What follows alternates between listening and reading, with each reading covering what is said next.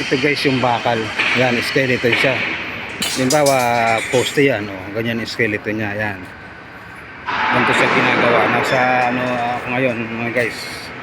Nandito ako sa steel department kasi ito eh. Yan. Malamang poste ito eh. Kasi palaking dulo. Yes, may ganon. May kadugtong siya. Yan, no? Poste ito yung isa. Ito sa mga bagong project namin na pagkakaalam ko sa malapit dito sa ano, sa aming area, sa planta namin na to, factory. Ayan pa guys yung isa yan. Binubusan guys yan, no? Tapos nito, dadalhin siya doon sa mga table na yon, yung sa likod na yun ng tatlong helmet na yan. Yung mga table niya kung saan siya bubusan naman, i-assemble yung kanyang mga dingding, ilalim, lahat ng sahig, tapos bubusan siya. Tapos ito naman mga guys, yung mga bakal lang ngayon na order namin. Pag mahigpit talaga yung pangangailangan, ang nare-required noong aming customer, so sinabing ayaw kong kinakanawang yung mga bakal, so ito naman guys ang ginagamit namin. Nag-order kami ng bakal na may pintura na siya, may coated na siya, iba't ibang size siya. Merong number 10, number 20, 25 hanggang 32, hanggang 32 siya guys. Tapos naman ito guys, ito naman yung guys yung pamputol. Yan, ito guys yung pamputol. Ilalagay yung bakal na ganyan, pagkalagay yan dyan, takloban to, tapos nakapakan siya dito, napuputo na siya automatic. Tawag namin yan steel bar bender, steel cutter. Ito naman guys yung dalawa yan, isang yan saka isang yung kulay green, saka isang kulay green na yan. Ito naman guys yung bar bender. Yan, ganyan nyo guys to, mga 32 yata to, mas malaki 32 yan guys. Yan ang binibinding niya, ganyan binibinding niya yan dito guys. Yan, iba't ibang sizes, depende sa project, sa order ng customer.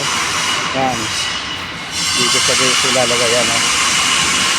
Yan sa ilalagay, yan ilalagay sa mga ganun, sa ganun siya lagay. So ito yung controls niya guys, yun dyan. Pwedeng pabalik, pwedeng forward reverse, yan. Dalawa sila guys, saka nandun pa yung isa.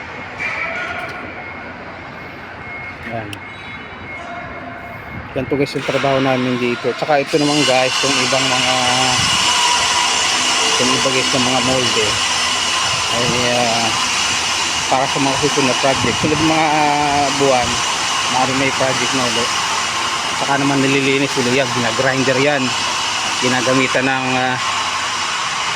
grinding stone. Nililinis yan, tinatanggal ang kalawang. Yan. Tapos ito naman guys, ito yung mga outfit na to, industrial socket na male. Ito guys ang pinapasok naman sa vibrator machine, sa vibrator panel. Bawat isang guys nito, isang ganto, isang female industrial socket, may kanya-kanya sa ilalim na nakalagay na ano, ng bed na to. May kanya-kanyang vibrator na nakalagay guys. Yan, pakita ko sa inyo guys yung sample ng isang vibrator. Ganito yung guys dito. Pakita ko sa inyo guys. Ayan guys, oh, nakita nyo yan? Yan ang vibrator nya. Madami yan ang ano nung guys. Euro 1, 2, 4, 6, mga 8 guys. Almost 8 siya, minsan 7. Pero kalimitan talaga 8 siya. Tapos bawat table naman guys, may kanya-kanyang ano siya, may kanya-kanyang number, katulad number 40. Saka bago hanguin guys, paghango guys, kinabukasan at malambot-lambot pa guys, nilalagyan na guys doon ng tanda. So pentel pen na lang pala guys, pentel pen naman na guys. Ito naman guys, ito yung mga sling nya ginagamit sa pambuhat. Yan, ito yung mga sling nya ginagamitan guys ng overhead crane, katulad yan, yun overhead crane, yan overhead crane nya.